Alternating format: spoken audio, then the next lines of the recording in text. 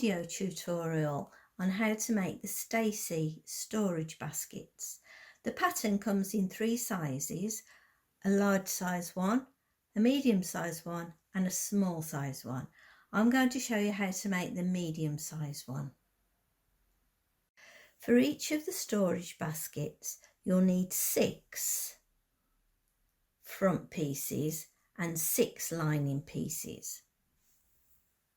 Apply fusible interfacing on all front main pieces.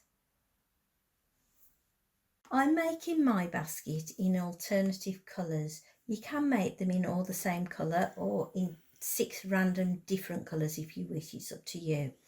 The first thing to do is to take your first 2 pieces, line up all the edges and clip all the way down the one edge. I've clipped it.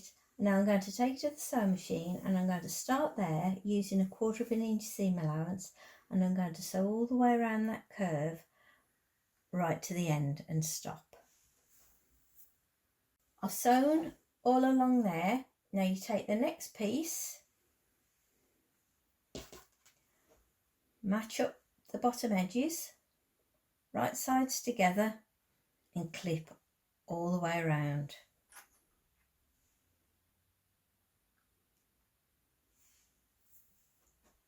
I've clipped it and I'm going to take it to the machine and I'm going to sew all the way along the curve as we did before.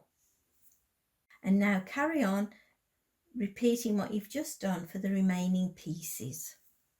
Sewn all 6 panels together and now I'm going to turn it the right way around. I've turned it the right way around and now I'm going to put it to one side while I make the lining. The lining is made in exactly the same way with 6 panels and you sew them together as we did before.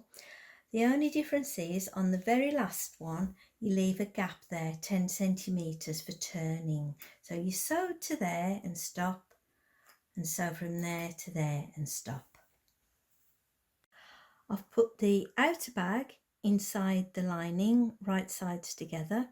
I've matched up all the top edges and I've matched up all the seams at the side.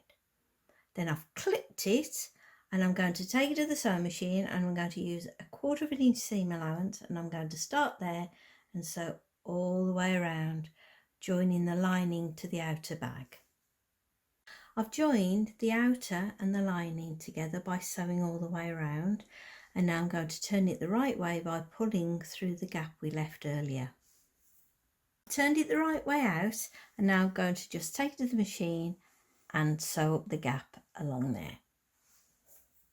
I've sewn up the gap and I've tucked the lining in and ensured it's all neat round the top, and now I'm going to take it to the machine and I'm going to top stitch all the way around to give a nice neat finish.